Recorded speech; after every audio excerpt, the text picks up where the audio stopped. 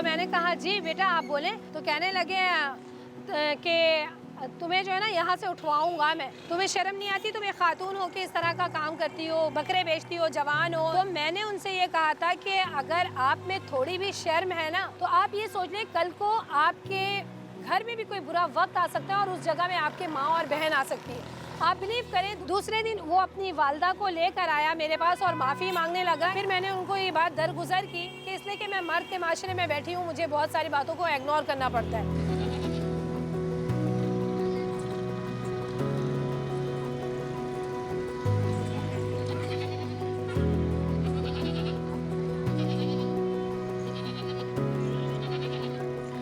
बंस road के कोने में बकरीद के चांद निकलने से 2 हफ्ते पहले आकर यहाँ बैठी हूँ और बिलीव करें आप, लोग गाड़ियों से उतरते थे और वो हमारे पास बकरे देखते थे। मैंने कुछ ऐसा देखा कि जो लोग ऐसे महंगाई के दौर में एक का सोच कर आ रहे थे, उन्होंने 4-4, 5-5 लिए और अपने गाड़ियों में डाला। इस तरह से मैंने 234 बकरे अब तक मैंने बेच दिए हैं। अभी भी मेरे पास 100 बकरे हैं, जिनमें से अब इंशाल्लाह चांद रात तक, उससे पहले ही मुझे उम्मीद है कि वो बिक जाएंगे।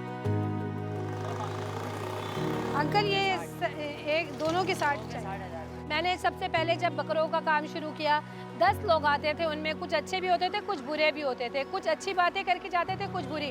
मगर मैंने फिर भी उनका फेस किया, उनका मुकाबला किया और ख़ुद को इतना बोल्ड रखा कि मैं किसी से डरी नहीं। और भी ख़वातीन को मैं कहती हूँ कि आप डरे ना, घर से बाहर आएँ, आप अपने बच्चों के लिए सोचें। अब कोई नहीं ये सोचता कि आगे वाले क्या कहेंगे, हमारे पड़ोस वाले क्या कहेंगे।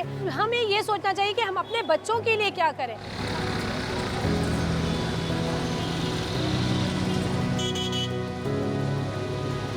मैं एक अच्छा बिजनेस करती हूँ और अपना घर भी चलाती हूँ। ईद के चौथे 5वें दिन फिर मैं ऐसी जगहों में चली जाती हूँ कि जहाँ बच्चे बीमार होते हैं, उनको थैलेसीमिया होता है, तो फिर मैं उनको ये पैसे लेके जाती हूँ और उनसे इनकी जो है इलाज करवाती हूँ। वो टारगेट अचीव किया है जो मैं 2 सालों के अंदर, 3 सालों के अंदर नहीं किया था। शुक्र है अल्लाह पाक का कि अल्लाह बस उन बच्चों के नसीब से मुझे दे देते हैं अल्लाह पाक, और मैंने बहुत अच्छा काम किया अब तक।